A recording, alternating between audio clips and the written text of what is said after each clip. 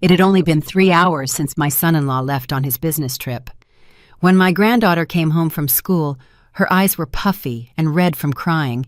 She barely whispered to me, "Grandma, please take me away from here. I'm scared of my dad." When we arrived at my place, she handed me a recording. My legs gave out when I listened to it. It turns out that all this time, my son-in-law— I'm glad you're here. If you're watching this video, hit the like button, subscribe to the channel, and tell me in the comments where you're hearing my story of revenge from. I want to know how far it's reached. I was walking down the familiar cobblestone street, the heavy grocery basket weighing down my arm. It was only 9 a.m., and the sun was already beating down, making sweat bead on my forehead. I was heading to my daughter Elena's house, which was just 3 blocks from my own. The wooden front door creaked a little as I pushed it open. The house was quiet, with only the soft whir of the ceiling fan. My son-in-law, Hector, stood in the middle of the living room in a crisp business suit, his hair perfectly in place. His familiar black suitcase was next to the sofa, as if it were ready to go. He looked at me and gave me one of those tight, forced smiles that I never found to be genuine. "Carmen, could you look after the house and pick up Alma these next few days? I'm leaving on a business trip. I'll be a few days, for sure," he said in a hurry, his tone betraying his desire to end the conversation. I nodded, already used to this routine. Hector traveled frequently for work, and since Elena was buried in her work responsibilities, they often left Alma, my little granddaughter, alone at home. Alma was only 10 years old. She was the daughter of Elena and Diego, her first husband. By this time, she had surely left for school, as she did every morning. I asked him a few questions about what food he had left for Alma and took the opportunity to ask how Elena was doing with her work stress. But Hector only answered in single syllables, glancing at his watch. "The taxi is waiting outside. I'm leaving now," he said, dragging his suitcase with a faint scraping sound across the floor. I walked him to the door and watched the taxi disappear at the end of the street. I went back inside, closed the door, and tried to shake off the uneasy feeling. The house was tidy, but I started cleaning the kitchen anyway. Breakfast plates were still piled in the sink, and a couple of Alma's t-shirts were tangled in the laundry basket. I gathered everything, put it in the wash, and opened the windows to air out the room.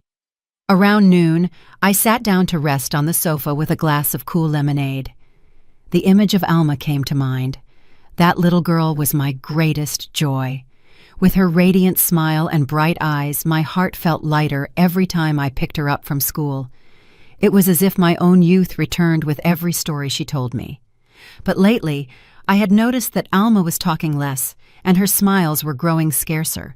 I told myself that maybe it was just because she was growing up, or because she hadn't gotten used to Hector yet. Whatever the reason, the girl still loved Diego, her biological father, even though he wasn't around much in her and Elena's life anymore. In the afternoon, I took my canvas tote and walked toward the elementary school.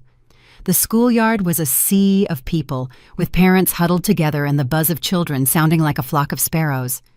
I stood in a corner, my eyes fixed on the river of kids flowing out the gate. Other children ran and jumped, showing off their grades to their parents, laughing and chatting with excitement. But I waited, and Alma didn't appear. A knot began to form in my stomach. I stood on my tiptoes, trying to see over the crowd. Finally, I saw her come out, last of all. Her heavy backpack hung from one shoulder, her head was bowed, and she walked so slowly, as if she were carrying the weight of the whole world on her back. "Alma!" I called, waving my hand. The girl flinched, looked up for a second, and then looked back down. When she got closer, I froze. Her face was pale, and her eyes were red and puffy, as if she'd been crying. Her usual innocent smile was gone, replaced by an exhausted expression, as if she was trying to hide something. My heart sank. A sharp pain shot through my chest. "Alma, what's wrong, my love? Did something happen at school?" I asked, taking her hand, my voice trembling. Alma only shook her head without saying anything. Her hand was ice cold in mine, despite the hot weather. I wanted to ask her more, but seeing the empty look in her eyes, I chose to swallow my questions. I squeezed her hand tightly and led her to the bus stop near the school. During the whole ride back, she sat pressed against me, hugging her backpack without saying a word. To everything I asked, she only nodded or shook her head, her eyes fixed on the floor of the bus. The unease inside me grew and grew like a heavy stone on my chest. The door to Elena's house closed behind us, and the click of the lock seemed to put an end to a long, distressing day. I told the girl to take off her shoes, trying to keep my voice calm, but inside, I was a nervous wreck. Alma just stood there, clutching her backpack tightly, not bothering to lift her head. I went to the kitchen, prepared a cup of hot milk, and placed it in front of her at the dining table. Steam rose from the cup, but she didn't touch it. She just sat there, her gaze lost on the floor, as if the weight of the world was on her thin shoulders. I pulled up a chair and sat next to her. I put a hand on her shoulder and spoke to her in the softest voice I could muster. "Alma, my dear, tell Grandma what happened at school. Did someone make you feel bad?" I tried to smile, hoping my familiar face would encourage her to talk, but Alma just shook her head, pressing her lips together. Her little hands clutched the backpack strap so tightly that her knuckles turned white. I wanted to insist, but seeing her red and swollen eyes, I held back. Something was very wrong. I knew it, but I didn't want to force her to talk if she wasn't ready. Suddenly, as if something inside her had broken, Alma let out a cry and burst into tears. Her sobbing was sharp, like a knife plunging into my heart. She started to tremble, her shoulders shaking, and between choked sobs, she managed to say a few broken words. "Grandma, get me out of here. I'm really scared of my dad." Her voice was barely a whisper, but every word went through my soul, leaving me cold and unsure of what to do. "Dad? You mean Hector? What are you scared of? Tell me, my love." I tried to stay calm, but my voice was already trembling, and my heart was pounding as if it would burst out of my chest. Alma shook her head frantically as tears streamed down her cheeks. "I don't want to be here anymore, Grandma. Please." She hugged me tightly, burying her face in my chest, and I felt her warm breath on my blouse. I wrapped my arms around her, patting her back, but I felt like I was drowning. Hector, the man I thought was a support for Elena, Alma's decent stepfather.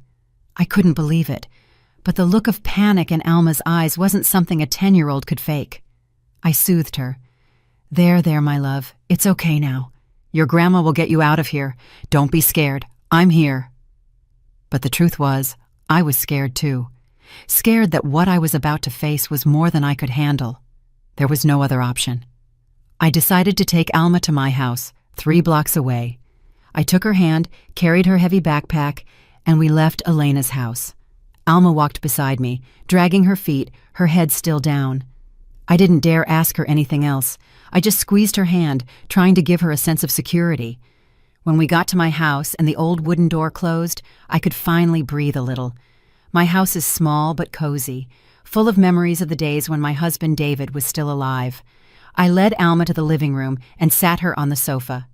"Sit here, my love. Should I get you a glass of water?" I said, forcing a cheerful tone. But Alma was still hugging her backpack, unwilling to let go. I sat beside her and gently peeled her hands away. "It's okay, Alma. It's just you and me here. No one's going to hurt you." The girl hesitated. She looked me in the eye, and with trembling hands, she unzipped her backpack.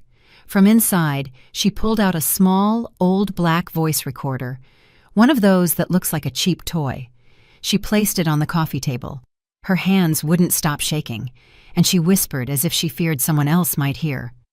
"Grandma, listen to this." My heart leaped. A dreadful feeling washed over me. I took the recorder with ice-cold fingers and pressed the play button. There was a hum, then a click, like a door opening, and then Hector's voice, low, controlled, with a cold tone that chilled me to the bone. "Alma, I'm home." Alma's voice on the recording sounded weak and broken. "Dad, I'm not scared." I felt the blood in my veins turn to ice. Hector continued, his voice loaded with pressure like a threat. "If you tell your mom, she'll abandon you. You don't want to make your mom sad, do you? This is our secret." I heard Alma sob, a whimper so weak it tore my soul. He kept talking in a soft but fake voice that gave me goosebumps. "Be a good girl. Don't fight me. If you're a bad girl, your mom will find out about everything and you'll lose her." The next sound was the creak of a chair, and then a muffled scream from Alma, full of panic. "No, please! I don't want to!" I was trembling from head to toe. The recorder slipped from my hands and fell onto the table with a thud, but the audio continued. Hector's voice grew deeper, each word a command. "Quiet. If anyone finds out about this, everyone will hate you. They'll say you're a bad girl." The room seemed to freeze, but I couldn't hear anything else. My head was spinning, and an immense pain and rage shot through my chest, as if I were about to be torn apart from the inside. Alma burst into tears, hiding her face on the table, her shoulders shaking with every sob. "Every time no one's home, he touches me, Grandma. He always wants to touch me in places that tickle," she said in a choked voice. "I already told my mom so many times, but she doesn't believe me. She even scolded me for making things up." I ran to hug her, feeling my heart break into 1,000 pieces. "Oh, my child," I whispered, as tears streamed down my cheeks. Trembling, I turned off the recorder. I couldn't stand another second of that sound, that voice. It was like a series of stabs, one after another. "I'm so scared, Grandma. I don't want to live in that house anymore," Alma sobbed, her face buried in my chest and her hands gripping my blouse. I hugged her, comforting her, but I was trembling myself. Fear, rage, and a sense of helplessness mixed within me. Hector, the man I thought was decent, who I thought would bring happiness to Elena, turned out to be a monster. And Alma, my little granddaughter, had been enduring all of this alone in the very house that was supposed to be her safest place. I gave Alma a tissue to dry her face, trying to stay calm. "Don't be scared, my love. Your grandma is here. I won't let anyone hurt you again," I told her, even though deep down I knew that from now on, nothing would be easy. I went to the kitchen, served her a bowl of warm chicken noodle soup, and placed it in front of her. "Eat a little. You need strength to be able to talk to Grandma." But Alma just shook her head and snuggled closer to me, as if only there she felt safe. I stayed seated, holding her, watching her slowly fall asleep from exhaustion, her eyes swollen, her little hand still clinging to the recorder as if it were her final piece of evidence. I stroked her hair as tears fell silently, seeing Alma sleeping with her innocent face marked by pain. I knew that from that moment on, life for her and for me would never be calm again. Night fell, and my little house was enveloped in silence, broken only by the constant ticking of the wall clock. Alma was asleep next to me, her breathing uneven, her sleep anything but peaceful. I sat on the edge of the bed, gently stroking her silky hair. Every strand that slipped through my fingers reminded me of the days when she was a baby and would curl up in my arms asking me for a story. But now her innocent face was etched with pain, and her swollen eyes still reflected fear. My heart felt heavy, as if a rock was crushing my chest. I picked up the phone. I dialed Elena's number. My daughter. I wanted to ask her when she would be back. I wanted to tell her everything. I wanted to scream at her to make her understand the pain her daughter was going through. But the phone just rang and no one answered. I sighed. I put the phone aside, and a feeling of helplessness washed over me. Elena, so busy with her work, with her big projects, with the life she believed was happy next to Hector.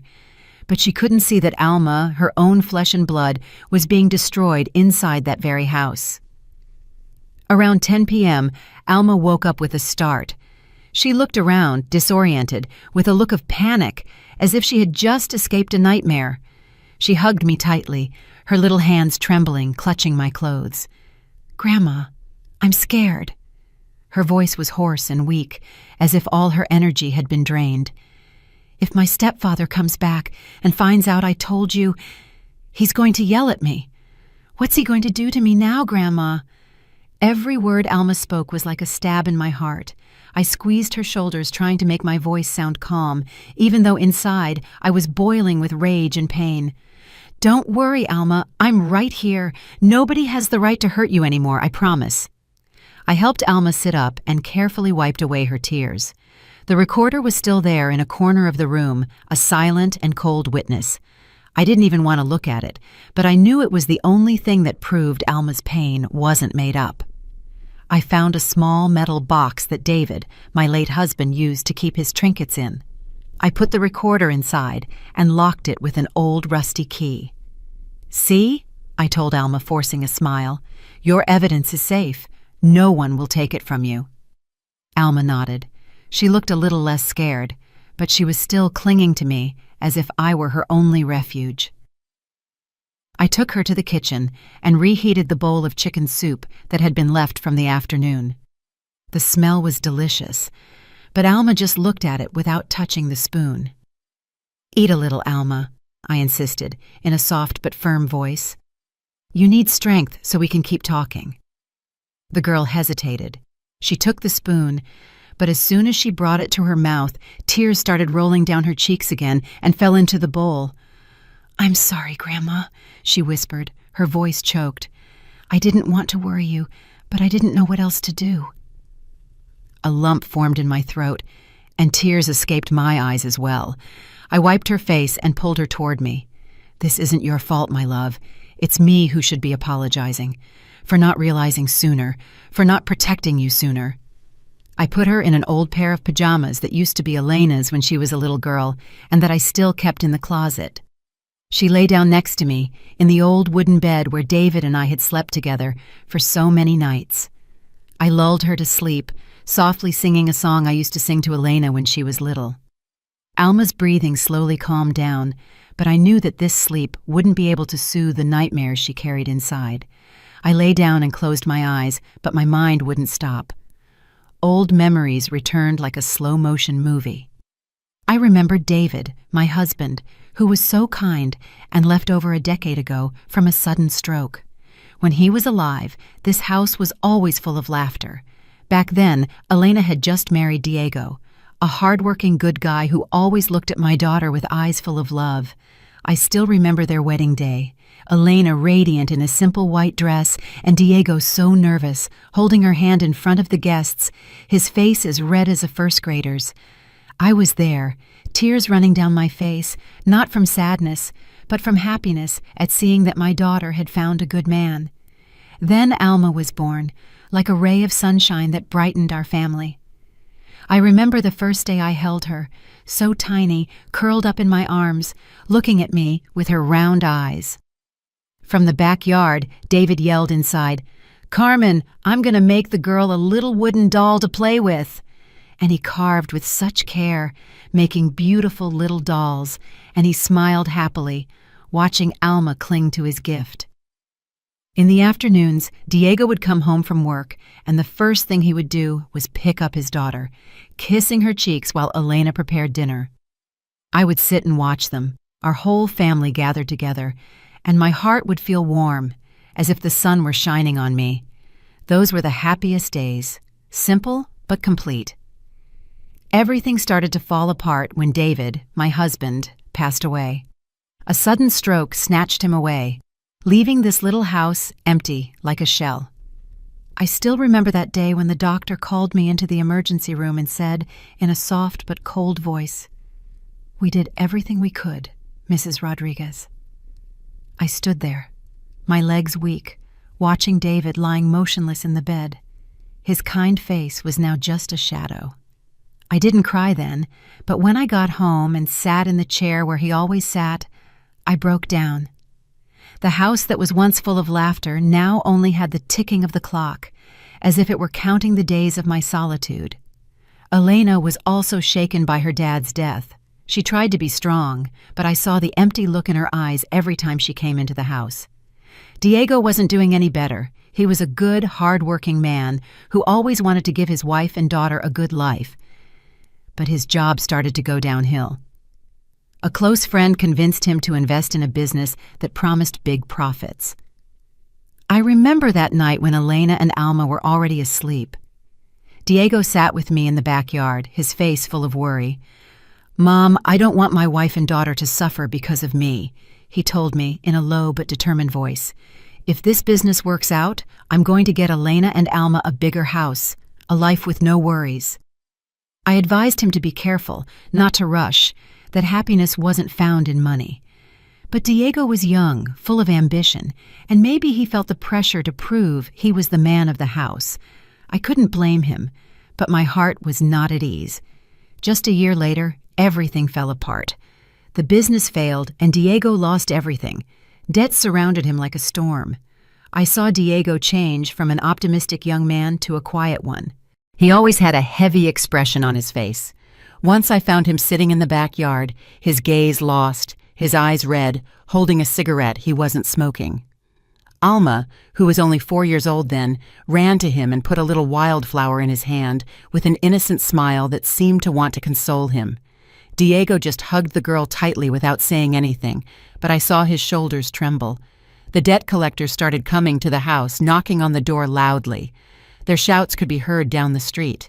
The neighbors started whispering, pointing at Elena whenever she passed by. I saw my daughter getting more and more exhausted, trying to carry the whole family while Diego sank into despair. One night, Diego called Elena and me into the living room. He stood there with his fists clenched and said in a trembling voice, "Elena, I don't want you and Alma to suffer because of me. I think we should get a divorce." Elena froze. She burst into tears and hugged Diego, begging him to stay. "Don't go, Diego. We'll get through this together." But Diego just shook his head, his eyes full of pain. "I don't deserve you, Elena. I don't want to drag you and Alma down with me." Alma, too young to understand, just stood in a corner watching her mom cry and her dad drag a suitcase toward the door. I was there, my heart in pieces, but I couldn't do anything. I understood Diego. I understood that for him, leaving was the only way to protect Elena and Alma from the weight of the debts. But seeing my daughter fall to the floor, hugging Alma and crying, I wanted to scream that it was all a mistake. Diego left, taking a piece of Elena's and Alma's hearts with him, and leaving a void that I knew would never be filled. After that day, the debt collectors stopped coming. Elena cut all contact with Diego and threw herself completely into her work. She worked like crazy day and night at the office, as if only work could help her forget the pain. Not long after, Elena got a raise and then a promotion. She decided to take Alma and rent an apartment far from this house, full of memories of David and me. I supported her, but I couldn't help feeling sad. I saw Alma less often. Only now and then did I pick her up to spend the weekend with me. On those occasions, I saw that Alma missed her dad, and she would ask me, "Grandma, where is my dad? Is he coming to play with me?" I could only hug her and lie, telling her that her dad was busy but would visit soon. During those years, Diego lived in silence, working tirelessly to pay off his debts. He didn't come to the house often, afraid that the collectors would show up and bother Elena and Alma. But I knew he never stopped loving Alma. Once I saw him standing on the corner a distance from Elena's house, watching the girl play in the yard. He didn't approach, he just stood there, his eyes filled with love and regret. I wanted to call out to him, to tell him to come in, but I stopped myself, afraid of complicating things even more. In the years that followed Diego's departure, I watched Elena fight to get by, like a tree trying to grow in the middle of a storm. She took refuge in her work, spending days and nights at the architectural firm, as if only blueprints and contracts could help her forget the pain of losing her father and her husband. Elena rose quickly, from being just another employee to a trusted member of the firm, in charge of important projects. I felt proud, but it also hurt to see her. She was still young, barely in her 30s, but the sparkle she used to have in her eyes was gone. I knew that Elena wasn't just building a career, but that she also longed for a new home, a place where Alma could grow up with love, and where she herself would stop feeling lonely. I kept going to her house often to look after Alma on the days she came home late.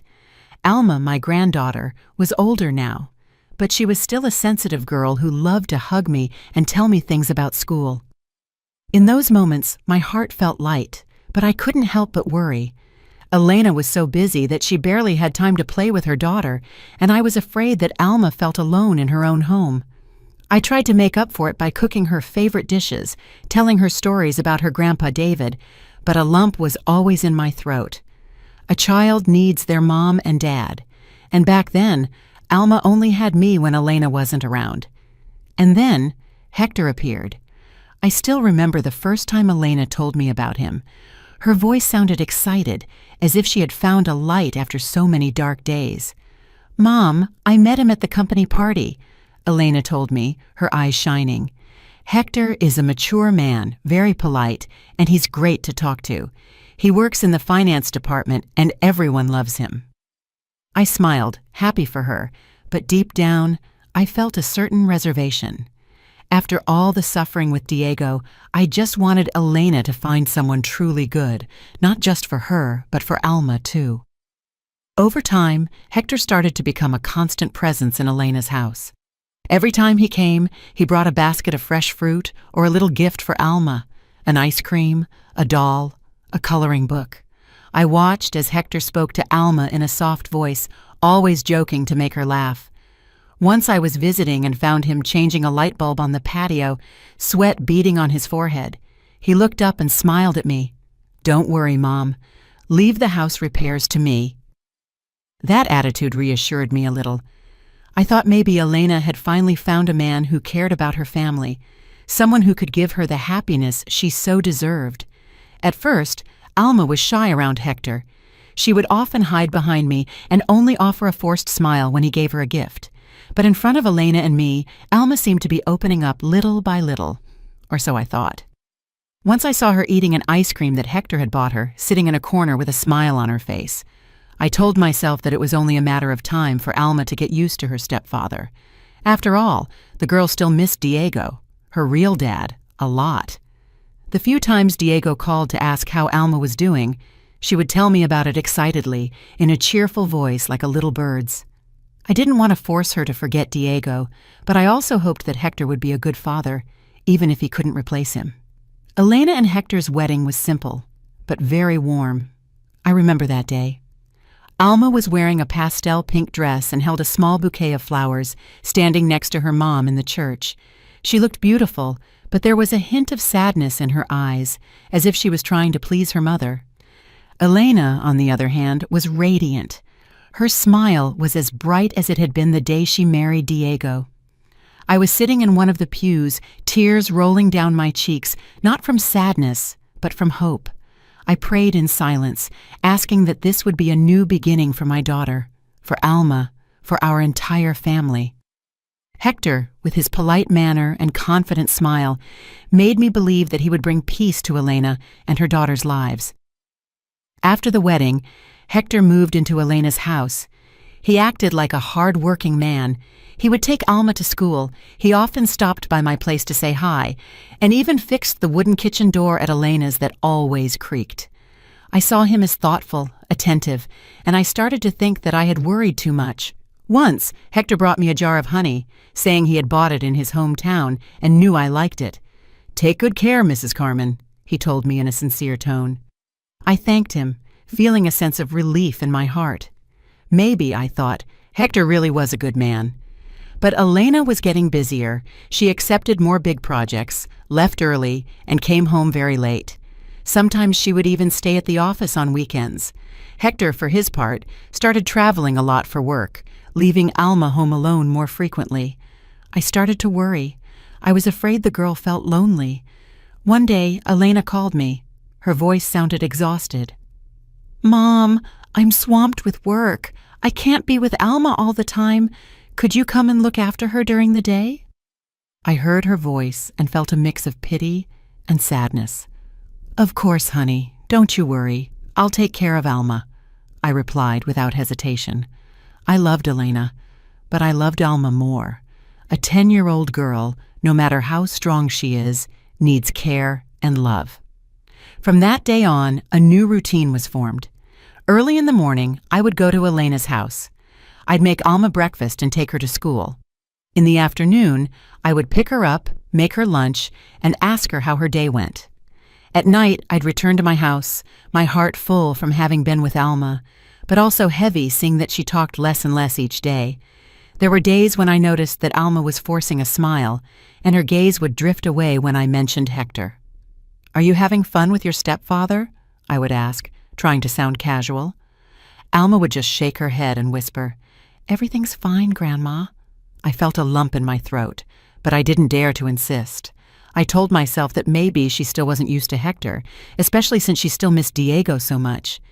Tonight, after the truth came to light, I could barely sleep. My eyes were burning, but sleep wouldn't come.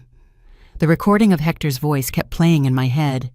Every cold word, every sob from Alma was like a stab in my heart.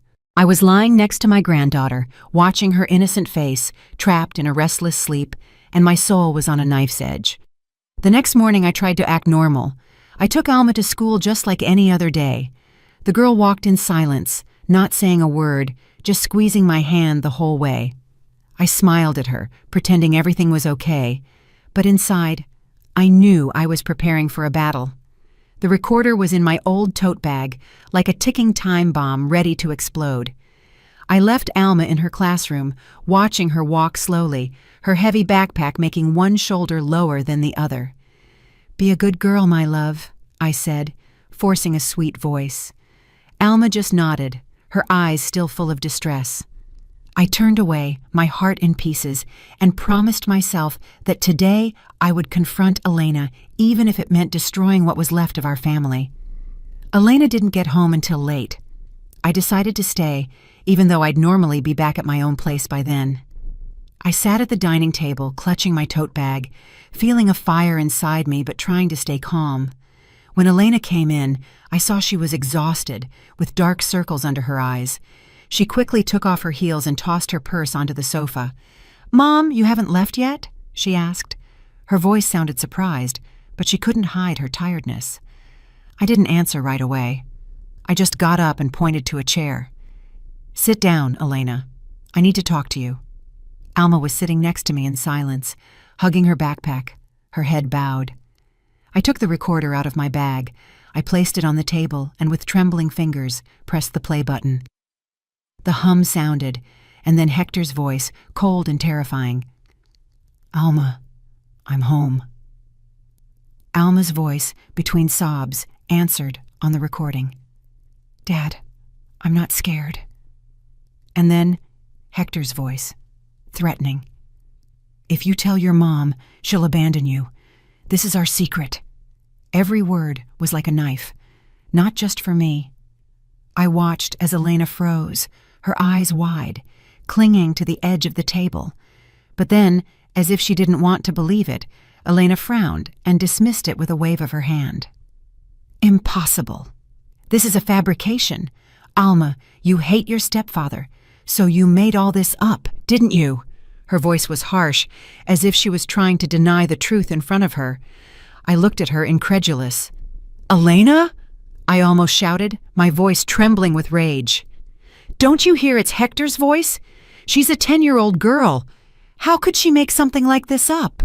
I pointed at the recorder with a shaking hand, feeling my blood boil. Elena's face turned red. She jumped up, and her voice became a scream. "Then you explain to me how a little girl could record something like this? Alma is always asking to go live with Diego. He must have convinced her. Diego is jealous of Hector. He's wanted to destroy this family since before I married Hector." I was shocked and asked her, "What did Diego tell you about Hector?" Furious, Elena told me that ever since Hector started spending time at the house, Diego had called her to say that a former coworker of Hector's had warned him that he wasn't a good person, that he had a shady past. "Diego is jealous because I found happiness again," Elena screamed. "He wants to ruin my family, and that's why he used Alma to do this." I contained my rage and turned to Alma. The girl was trembling, her eyes full of tears, and her little hands were gripping my arm. "I told you, Grandma," Alma sobbed, her voice choked. "I already told my mom so many times, but she never believed me." Her crying broke my heart. I hugged her tightly, feeling her little body shake in my arms. "Don't be scared, my love. "I'm right here," I whispered to her. But my eyes were still fixed on Elena, as if I wanted to burn away her blindness with my gaze. Elena jumped up, her hands trembling, and pointed at Alma. "It was definitely Diego. He's always wanted to turn her against me. He wants her to hate Hector." Her voice broke, as if she was trying to convince herself more than me. I couldn't take it anymore. I slammed my hand on the table and shouted, "Elena! You are so blind that you can't see how much your own daughter is suffering." The bang echoed in the room, making it tremble. The air became so thick it was hard to breathe. The only sound was Alma's muffled sobbing, a small, sharp sound like a plea for help. I hugged her tightly, looking directly into Elena's eyes. I felt an immense fury, but also a deep pain. Elena, my daughter, whom I raised and loved all my life, she was now choosing to believe a man instead of her own flesh and blood. "Listen to me, Elena," I said in a low but firm voice. "This isn't made up. It's the truth. It's Alma's pain, and if you don't believe her, then I will protect her myself." I squeezed Alma's hand, feeling its weak warmth, a reminder that I couldn't leave her alone for a second longer. The kitchen in Elena's house felt heavy, as if the air had become dense. After the argument, Elena stood with her arms crossed, her face red, and her breathing ragged, as if she were fighting to contain her rage or her own confusion. I remained seated next to Alma, gently patting her back, feeling her little body still trembling under my hand. Alma's sobs were like a series of stabs to my heart, filling me with pain and fury. I took a deep breath, looked at Alma's swollen eyes, and asked her as gently as I could, "Tell me the truth, my love. Where did you get that recorder?" I needed to know, not because I doubted her, but to understand everything, to be sure I had the whole truth in my hands. Alma hesitated. Her little hands fidgeted with her backpack strap, her head still bowed. Suddenly, she started crying harder. Her sobs echoed in the silent kitchen, as if they were breaking everything. "Grandma," she sobbed, her voice choked. "A few weeks ago, when I saw my dad, I was crying. I only dared to tell him that my stepfather punished me a lot, that I was scared of him. My dad didn't ask anything else. He just gave me this little thing. He told me that if I ever felt in danger, to press the red button." Alma's words hit me like a hammer. I froze, still holding her, my head spinning. Diego, the father who had left, who had suffered so much to protect them, was the one who had given his daughter the tool to defend herself. I felt a mix of pain and gratitude. Diego, even though he was no longer with them, was still finding a way to protect his daughter. But before I could say anything, Elena interrupted me in a harsh voice, as if she wanted to let out all her rage. "There it is. It was Diego who taught her to make everything up. He wants to destroy this family." Elena's eyes were shining with fury, and she pointed at Alma as if she were the one to blame for everything. Alma, scared, clung to my blouse and shook her head desperately. "No! My dad didn't tell me to make anything up," she cried, her voice hoarse from crying. "I just recorded it. I didn't want my stepfather to do that anymore. I was so scared, Grandma." That grandma was a plea that made it impossible for me to hold back my tears. I hugged her tighter, feeling her little body shake in my arms. "Don't be scared, Alma," I whispered, my voice breaking. "Your grandma believes you. I won't let anyone hurt you again." I turned toward Elena, and the rage inside me exploded like a wildfire. "Elena, don't you hear what the machine recorded?" I almost shouted, pointing at the small recorder on the table. "The girl is crying. What child can act so well? Do you think Alma, a 10-year-old girl, would make up something so horrible just to hurt Hector?" My voice broke, not from weakness, but from the fury and pain that were tearing me apart inside. I couldn't believe that Elena, my own daughter, would choose to side with a man instead of her own flesh and blood. Elena clung to the edge of the table, her nails dug into the wood so hard I heard the sound. She looked at Alma, her eyes wavered, but her mouth remained stubborn. "No, it's all Diego's fault. He must have taught her to say all that." Her voice trembled as if she were trying to convince herself more than me. I shook my head, incredulous at her blindness. "Elena, you are deceiving yourself," I said in a low but sharp voice. "Don't you see the pain on her face? Don't you hear her crying on the recording? That's not acting, it's the truth." Alma couldn't take it anymore. She jumped up and screamed in desperation, her voice hoarse. "You never believe me! I told you so many times, but you only believe my stepfather. You never believed me!" Her words were like a knife, not just for Elena, but for me too. The girl was trembling from head to toe, tears streaming down her face, and suddenly she collapsed into my arms as if all her strength had left her. I panicked. I held her and shook her gently.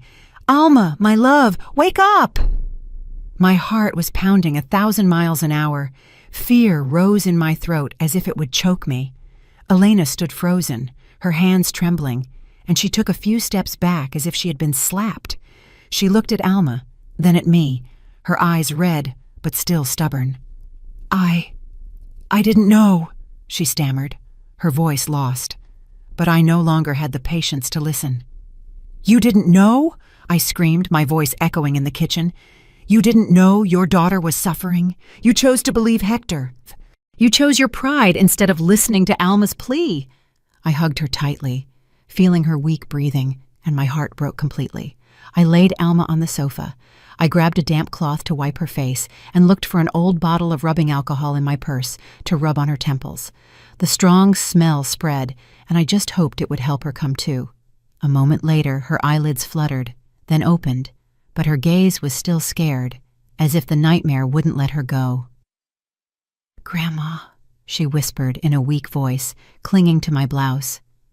I hugged her and tried to sound gentle. "I'm here, my love. Don't be scared." I turned to Elena, my daughter, who was standing there pale, with her hands trembling. "If you're not going to protect Alma, I will," I said, my voice shaking with rage. "You no longer deserve to be her mother." My words were like a knife, sharp and merciless. I didn't want to hurt Elena, but seeing Alma trembling in my arms, I couldn't forgive her blindness. Elena recoiled, her eyes full of tears, but still stubborn. "Mom, don't say that. It's just that I didn't want to look bad. I didn't want people to talk." Her voice broke as if she were begging me to understand. I interrupted her with a voice as hard as steel. "Look bad? Your pride is not more important than your daughter's life and honor." I pointed at Alma with a trembling hand. "The girl begged you. She told you so many times. But you chose to believe Hector. You chose the appearance of happiness instead of your own flesh and blood." I almost screamed, no longer able to hold back.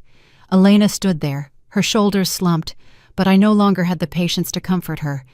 I had already lost David. I had already lost my family's happiness. I couldn't allow Alma to suffer for another second. Without hesitation, I took out my phone and dialed Diego's number. His voice sounded on the other end, worried. "Mom, what happened? Why are you calling so suddenly?" I took a deep breath, trying to calm my voice. "Come to Elena's house right now. It's something very serious. It has to do with Alma." I didn't say more. I hung up, feeling a fire in my chest. Diego, even though he had been distant, was still the girl's father. I knew he wouldn't hesitate to come when he learned his daughter was in danger. Less than 2 hours later, Diego appeared at the door. He was thinner than the last time I saw him, his hair a mess, but his gaze was firm, as if he were ready to face anything. He was holding a folder under his arm, but what struck me most was his expression of contained distress, as if he already sensed something terrible. As soon as Elena saw Diego, she became enraged and yelled, "What are you doing here? This is none of your business anymore!" She stood in front of him as if to protect her territory. Diego stood firm, looking directly into her eyes and said, emphasizing each word, "Alma is my daughter, and I have the right to protect her. I made the mistake of letting go once, but I will never ignore her when she's in trouble." His words sounded like a declaration of war, not against Elena, but against everything that had hurt Alma. I saw that his eyes were red, not from weakness, but from the rage and pain of a father. Alma burst into tears. She broke free from my arms and ran to hug Diego, burying her face in his chest and saying between sobs, "I want to go with you, Dad. I don't want to go back to this house. I hate my mom. I hate my stepfather." The girls crying filled the room, breaking the air. Diego hugged her tightly, stroking her hair, and said in a broken voice, "I'm right here, Alma. I'm not going to let you be scared anymore." I stood there, tears streaming down my face, feeling a small comfort in seeing that Alma had found a refuge. But at the same time, it hurt to see my family breaking apart once more. Diego looked up at me, confused. I didn't say anything. I just silently took the recorder and pressed the play button. Hector's voice echoed, cold and terrifying. Every word was like a knife. Diego's face quickly changed from confusion to horror and finally to fury. When the recording ended, he jumped up, his fists clenched, and turned to Elena, yelling so loudly it seemed like he was going to break something. "I may have failed, Elena, but I never turned my back on Alma. You, on the other hand, left her in the hands of a monster." Diego's words were sharp, like a direct slap to Elena's face. Alma let go of Diego and stood there, her eyes red, staring at her mother. Her voice trembled, but it was full of resentment. "Mom, I put up with it for a long time. It wasn't once or twice. It was so many times when you weren't here. When it was just him and me. I was so scared. I told you. I begged you to believe me. But you only scolded me and said I was making things up because I hated my stepfather. Every time you did that, I felt like nobody cared." Alma's words were like a flood that washed everything away. I wrapped my arms around her. Tears streamed down my face. I couldn't contain the pain. Diego squeezed her hand.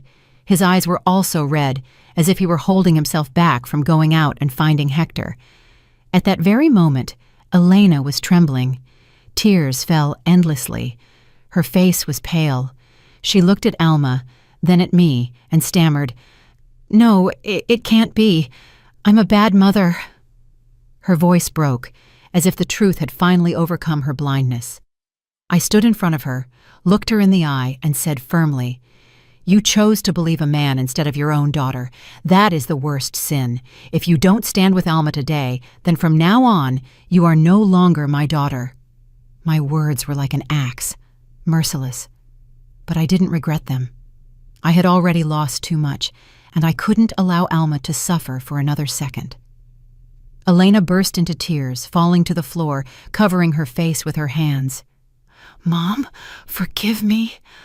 I didn't know," she sobbed. But I just stood there, holding Alma, my heart heavy. Diego picked up Alma and whispered something in her ear while I watched, knowing that the truth could no longer be denied. The room felt frozen. Only Elena's crying, Diego's whispering, and the painful throb of my heart could be heard. I got up and said in a firm voice, "We have to take Alma to the hospital right now. She needs to be checked out." Diego nodded and immediately carried Alma. His gaze was full of determination. Elena, pale, just followed us in silence, like a shadow full of regret. The taxi ride to the hospital seemed endless. Alma was curled up against Diego, her eyes closed and her hands clutching his shirt. I was next to her, trying to stay calm, but my heart was in my throat. Elena was in the front seat, silent, her hands tightly clasped and her gaze lost out the window. Nobody said anything, but the atmosphere was so heavy, I felt like I couldn't breathe. I just wanted to hug Alma, to tell her everything would be okay, but I knew that words of comfort were no longer enough to heal the pain she had endured. In the pediatric emergency room, a young doctor met us. He had a kind face and spoke in a gentle but professional voice. "How is the little one?" he asked, taking notes and looking at Alma. The girl hid behind Diego, not daring to look around, as if she was afraid anyone might touch her. I sat next to her. I patted her back and whispered, "Grandma's here, Alma. Don't be scared." But every time I saw her frightened eyes, my heart shrank.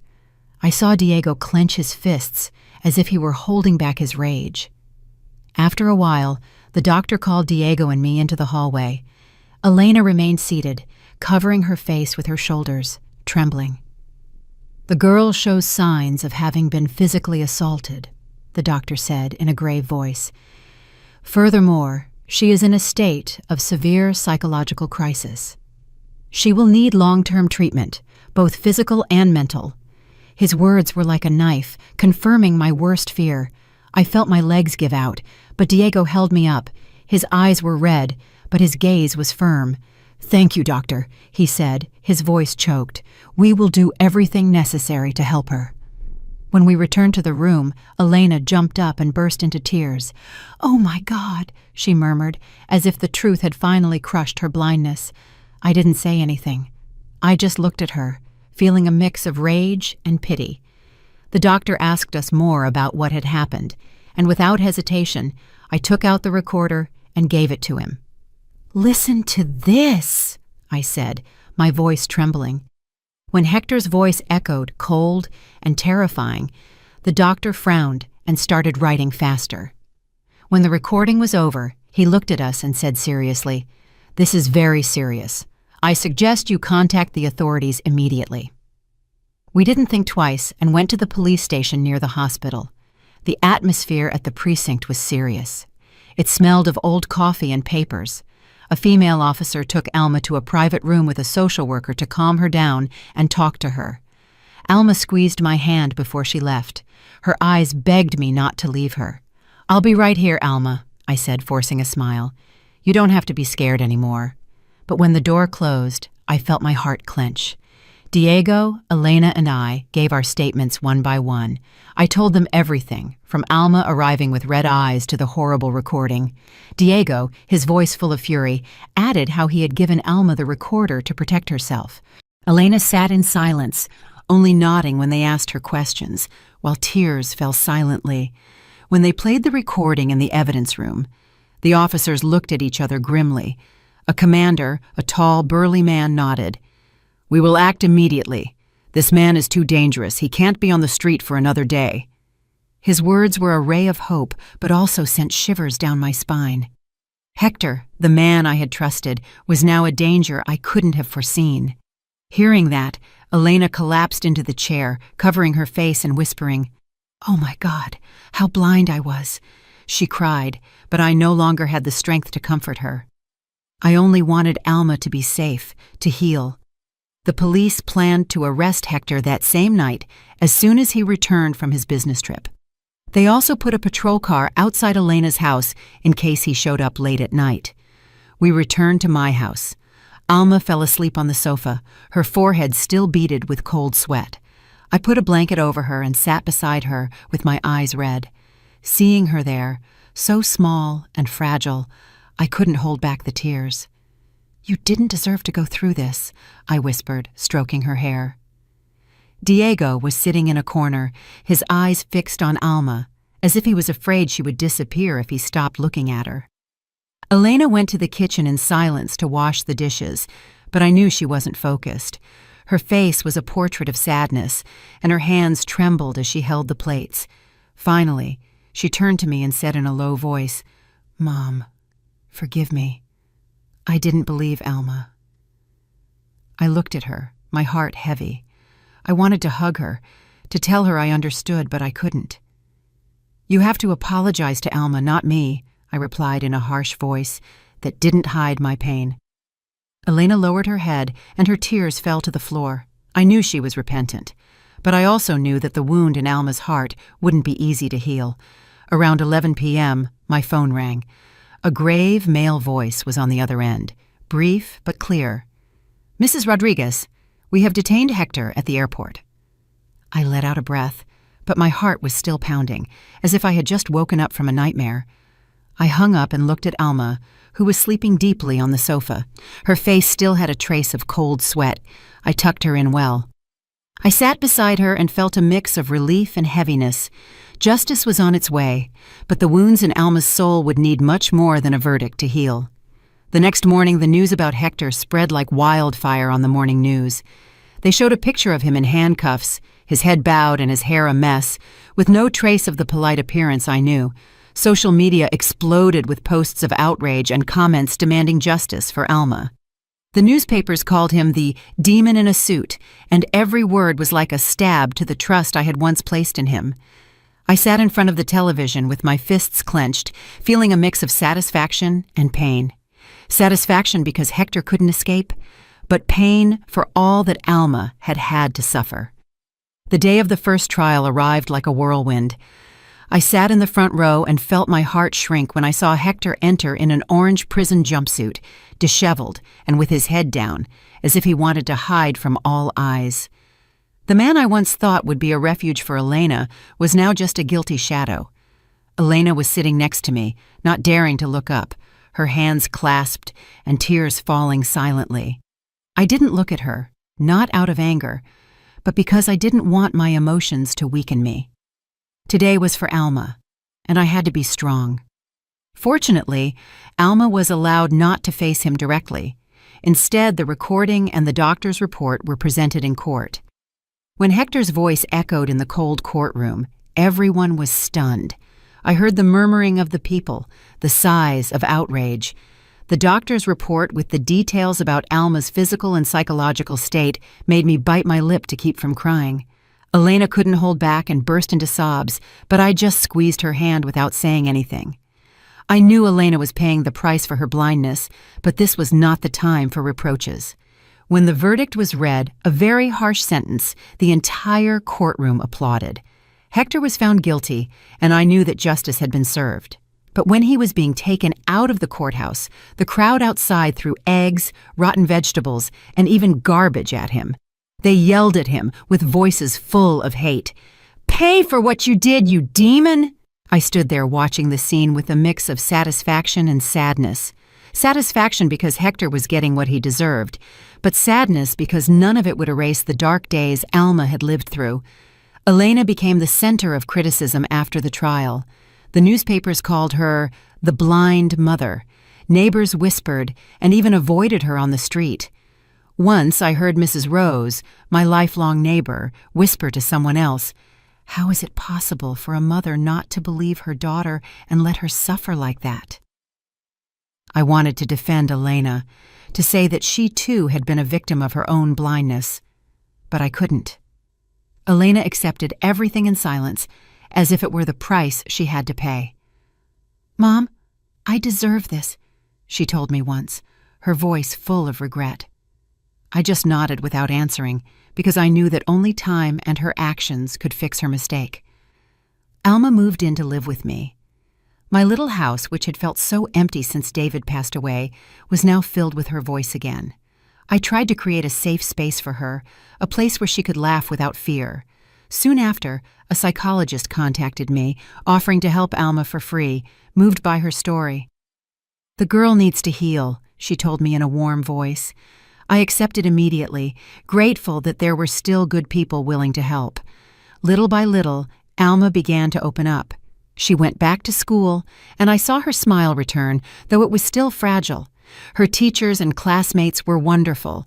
They encouraged her, gave her paper flowers they had made themselves with simple messages like, "Alma, you are so strong," or "Keep going, we're here with you."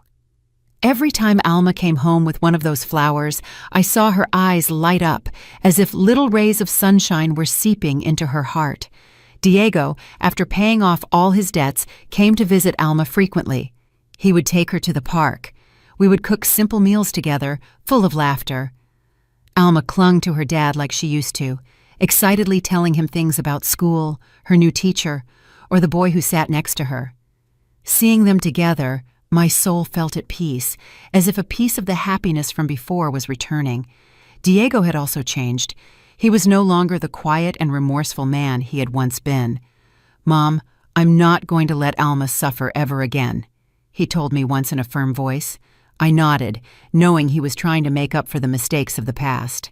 Elena, who now lived alone, went to work in silence, and on weekends she would come to visit Alma. She learned to be patient. She wasn't as stubborn as she used to be, but Alma was still reserved, and there was still a distance in her eyes when she saw her mother.